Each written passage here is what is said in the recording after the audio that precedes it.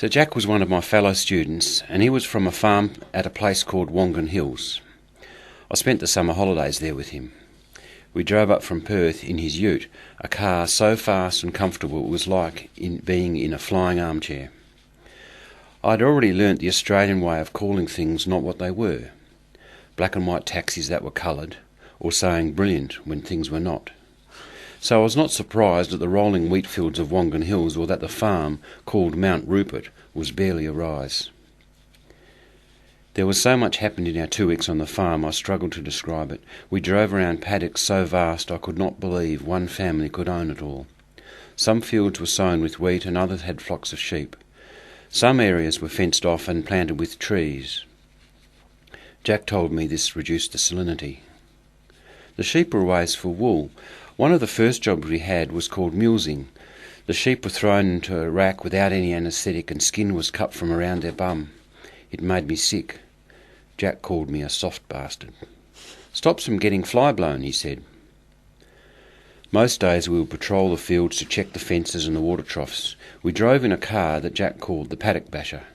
This was an old ute that had a metal bar welded across the roof and no rear window so we could talk to whoever was riding in the tray. Jack taught me to drive in it. At night we would take it shooting. Jack and his brother would stand in the back leaning on the metal frame while his dad drove and I sat in the passenger seat controlling the spotlight. We were hunting kangaroos. For some reason when the spotlight falls on a kangaroo it doesn't immediately flee, it stands there as if confused. And it is only if the first shot misses or if Jack or his brother took too long to aim that they would bound off, jumping over the fence into the nearby bush. But the shooters rarely missed, and they were very disappointed if they did not make a good shot.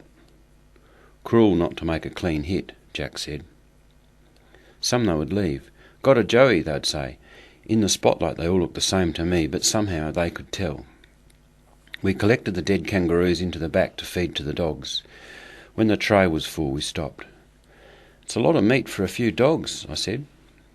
"We freeze it. Some people will shoot them and just leave them to rot in the paddock," Jack explained, "but that's such a cruel waste." "But why not shoot only what you need for now?" I asked. "They eat the wheat," he said. "If we didn't shoot a few, they'd run all over the place, wreck the crop. Can't fence them out. You're never going to get rid of them. You just worry them so they don't come too close." I was going to say that the dead kangaroos in the back did not look too worried, but then I thought this might be the Australian way of saying not what he meant. "But why do you not shoot the mothers and the joeys?" I asked. "If you did that, you would not have the next generation." He laughed. "You Indians are cruel bastards, you know that?"